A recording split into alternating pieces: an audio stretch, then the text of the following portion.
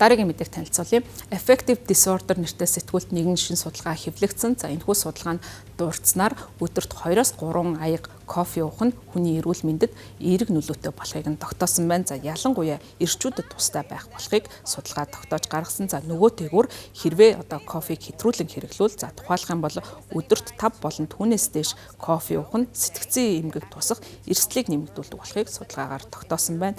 Судалгааны баг өдөр тутмын кофений хэрэглээ болон сэтгцийн янз бүрийн эмгэгийн хоорондын холбоог судлах зорилгоор нийтдээ 40-с 69 насны хүмүүсийг багтаасан томоохон бүлгийг судалгаанд оролцуулсан. Ингэхдээ Их Британий Биобанкны 460 орчим мянган судалгааны оролцогчдын өгөгдлийг шинжилсэн байна. За судалгаанд оролцогчдын хувьд кофенгүү түргэн уудаг, за мөн нутгалсан зэрэг кофений янз бүрийн хэмжээ төрөл зэргээр нь одоо авч үзэн өдөр тутмынхан кофений хэрэглээний талаарх асуултуудад хариулуулж авсан байна. За тэдний хувьд дунджаар одоо ажиглалтыг 13.4 жилийн туршид ажигласны үндсэн дээр судалгааныхаа үр дүнг нийтэлж байгаа юм.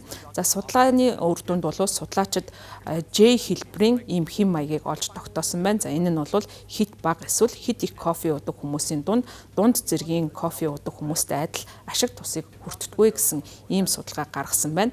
За судалгааны хувьд бол кофений хэрэглээ болон сэтгцэн эмгэгийн хоорондын хамаарал эрчүүдэд илүү хүчтэй байгаа гэдгийг судлаачид тэмдэглэж байна. За сүүлийн үед Дэлхийн эрүүл мэндийн байгууллагаас сэтгцэн эрүүл мэндэд ихээхэн анхаарах болсон. За Дэлхийн эрүүл мэндийн байгууллагын тооцож байгаагаар 1 тэрбум гаруй хүн сэтгцэн эрүүл мэндийн эмэгтэй амьдарч байна гэсэн тооцоо гарсан. За Дэлхийн эрүүл мэндийн байгууллагаас анхааруулж байгаачлан түгшүүр, сэтгэл гутрал зэрэг сэтгцэн эрүүл мэндийн асуудал нь удаан хугацааны хөгжлийн бэрхшээл үүсэх 2 дахь том гол шалтгаан болдгийг тэмдэглэсэн байна. За харин кофений тухайд кофеин, полифенол, мелатонин, терпентин зэрэг 1000 гаруй биологийн идэвхт найрлагыг агуулдаг. За судалгаагаар кофеин хлорогенийн хүчлүүдийн нэгдлүүд нь өрөвслийн эсрэг үйлчилгээтэй байдгийн байна. За ингэснээр дунд зэргийн одоо байдлаар тааруулж кофе хэрэглэдэг хүмүүсийн дунд ажиглагдсан сэтгцэн эрүүл мэндийн нөхцөл байдлыг эрсдлийг кофе бууруулдаг болох нь харагдсан. Харин кофений хувьд мэдрэлийн эсийг хамгаалах нөлөөг 2 механизмаар дамжуулан үзүүлдэг юм байна. За антидепрессант нөлөөтэй болох